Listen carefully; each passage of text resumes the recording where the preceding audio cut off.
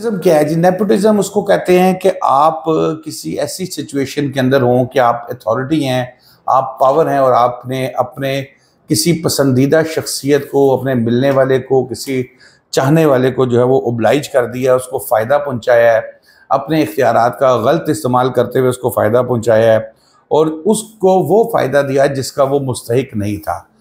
Basically आज Islamabad high court में ये गूंज चलती रही और जो चीफ जस्टिस साहब थे उनकी जानिब से, इस्लामाबाद हाई कोर्ट के उनकी जानिब से ये मुसलसल कहते रहे अकील अंजुम साहब को, जो रुकन असम्बली हैं, कि ये आपने अपनी पिटिशन के अंदर लफ्ज़ इस्तेमाल किया है, ये किस बुनियाद पे किया है, इसके क्या मायने हैं। काफ़ी ज़्यादा उनकी जो है वो आज यहाँ पर क्लास हुई। बहरहाल रिटायर्ड जजेस को बतौर इलेक्शन ट्रिब्यूनल तैनाती के ख़िलाफ़ जो अली बुखारी की दरख्वास्त थी, उस दरख्वास्त पर जो है वो इस्लामाबाद हाई कोर्ट ने ट्रिब्यूनल की तब्दीली का जो नोटिफिकेशन था वो मुअत्तल कर दिया। अकील अंजुम साहब को जो है, ये अंजुम अकील साहब को जो है वो तौहीन अदालत के ऊपर शोकाज नोटिस जारी कर दिया गया है। ये नेपोटिज्म है नहीं है, उस पर जारी किया गया। रोस्टम पर तलब किया गया आपसे दरख्वास्त, आपने दरख्वास्त क्यों दायर की, चीफ जस्टिस साहब की जानिब से ये पूछा गया और साथ ये बयान हल्फी भी जमा करवाया गया है और बयान हल्फी भी आपने इसके जमा करवाया है। चीफ जस्टिस ने कहा कि आपने जो इलेक्शन कमीशन में दरख्वास्त दी थी उसे पढ़ें और क्या आप इंग्लिश पढ़ लेंगे, उनकी जानिब से ये कहा गया, जिस पर अकील अंजुम साहब ने चंद लाइनें पढ़ी तो अदालत ने रोक दिया, जिस पर उन्होंने खुलेआम जो है वो एक बात तस्लीम कर ली कि इंग्लिश मेरी जो है वो कमज़ोर है और आप मुझे समझाएं कि नेपोटिज्म क्या होता है।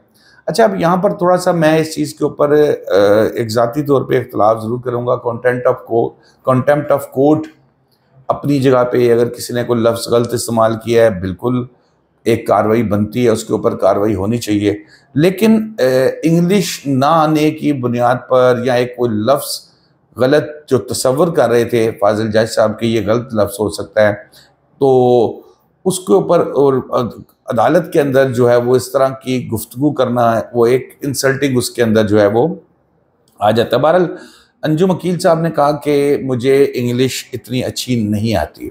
चीफ जस्टिस साहब ने कहा कि नहीं इज़्ज़त की, उन्होंने कहा लेकिन मैं आपकी बहुत इज़्ज़त करता हूँ अदालत की। उन्होंने कहा नहीं भाई, इज़्ज़त की ज़रूरत नहीं है, मुझे ये बताएं कि नेपोटिज्म का मतलब क्या है। चीफ जस्टिस साहब ने फिर इस्तफसार किया। उन्होंने कहा कि मैं ये चीज़ें ऑर्डर में लिखवाऊंगा। उन्होंने कहा कि मैं अपनी गलती तस्लीम करता हूँ, अकील अंजुम साहब ने कहा, और माफ़ी मांगता हूँ। नेपोटिज्म जो है वो ये है क्या, ये बताएं अदालत की जानिब से। फिर इस्तफसार किया गया। उन्होंने कहा कि जी ये कोई लीगल ज़ुबान है, उसका लफ्ज़ है, तो उन्होंने कहा ये तो कोई लीगल ज़ुबान नहीं है, वैसे नहीं है लीगल ज़ुबान। लेकिन बहरहाल ये, इस पे मेरा मौक़िफ़ यही है कि गलत लिख दिया। अगर आपने एक तो लफ्ज़ जो किसी ने तहरीर अपनी दे दी तो उसका मतलब उससे पूछने की ज़रूरत नहीं है। उसके बाद तो फिर जो आपने फ़ैसला करना है, क्योंकि उसने जो दे दिया अदालत के अंदर वो तो दे दिया, आपने जो फ़ैसला करना है कॉन्टेम्प्ट का, बिल्कुल 100 दफ़ा बिल्कुल होना चाहिए, करना चाहिए।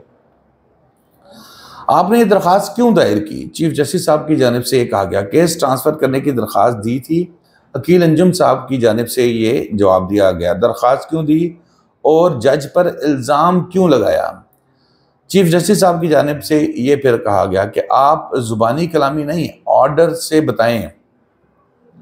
अब जाहिर है कोई ऑर्डर किसी जज के ऊपर जब एतराज़ किया जाता है तो उसमें कुछ एविडेंस भी देना है। जाहिर है आप इतना बड़ा कह रहे हैं कि जी वो किसी को फ़ायदा पहुंचा रहे हैं, यानी कि सूरत हाल नेपोटिज्म में जैसे बात करें, किसी ऐसे शख्स को फ़ायदा पहुंचाना जो उसका अहल ना हो और अपने इख्तियारात का इस्तेमाल करना, और ऐसी चीज़ किसी को जो है ना, मतलब उसको ऐसी फेवर देना जिसका वो मुस्तहिक नहीं है और उसको फ़ायदा पहुंचाया गया, कोई करीबी अजीज़, कोई मिलना मिलाना, जो भी सारा कुछ होता है इस चीज़ में।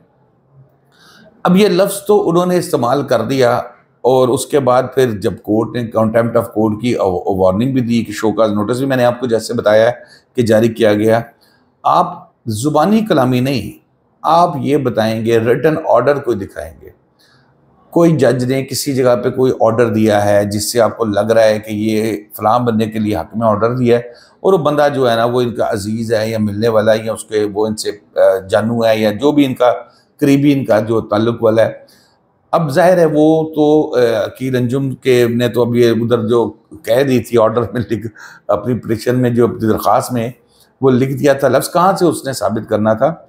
लेकिन उन्होंने कहा कि अब यहाँ पर ये भी कहा कि सड़क से पार, यानी कि मेरे ख्याल में वो सुप्रीम कोर्ट की बात कर रहे हैं, बैठे हैं जो मेरी गलतियाँ ठीक करना, जिनका काम है जो मेरी गलतियाँ ठीक करते हैं। आपके अल्फाज का चुनाव की बात भी नहीं करता, मैं इसको भी छोड़ दें। आपने ये दरख्वास्त क्यों दायर की? आपने अपनी दरख्वास्त में तासुब की बात की है। चीफ जस्टिस ने कहा कि ऑर्डिनेंस को कैसे डिफेंड करेंगे, जो ऑर्डिनेंस जारी किया गया था। उन्होंने कहा आप लोगों ने रातों रात ऑर्डिनेंस जारी करके केस जो है वो ट्रांसफ़र भी कर दिए जो ट्रिब्यूनल्स के पास। आप लोगों ने ऑर्डिनेंस की फैक्ट्री खोल रखी है। एक फैक्ट्री में, ऑर्डिनेंस की फैक्ट्री में असला बनता है, जबकि दूसरी ऑर्डिनेंस फैक्ट्री के अंदर जो है वो ऑर्डिनेंस बनते हैं, कानून बनते हैं। और अगर ऐसी बात है तो फिर पार्लियामेंट को बंद कर लिया जाए। बेहतरीन, मतलब बात तो उनकी दुरुस्त है चीफ जस्टिस साहब की, कि अगर आपने ऑर्डिनेंस ही खेलना है, असम्बली की मौजूदगी में सेशंस हो रहे हैं और फिर आप ये ला रहे हैं, तो इसका मतलब ये है कि आप जो है वो ऑर्डिनेंस पार्लियामेंट को बंद कर दें। तो दोस्तों फिर उसके बाद नेपोटिज्म के हवाले से थोड़ा सा जो मतलब जिस पे वो फंस गए थे वो ये कि वही मैंने जैसे आपको बताया कि किसी शख्स को, किसी अजीज़ को, दोस्त को फ़ायदा पहुंचाना और जिससे किसी हकदार का हक मारा जाए और जो जिसको फ़ायदा पहुंचा रहे हैं वो मुस्तहिक नहीं है। अब ये अंजुम अकील साहब या अकील अंजुम साहब साबित करेंगे या माफ़ी मांगेंगे या सज़ा भुगतेंगे। तो दोस्तों अब तक के लिए इतना ही। शादाब रियाज को इजाज़त दीजिए। अल्लाह हाफिज़।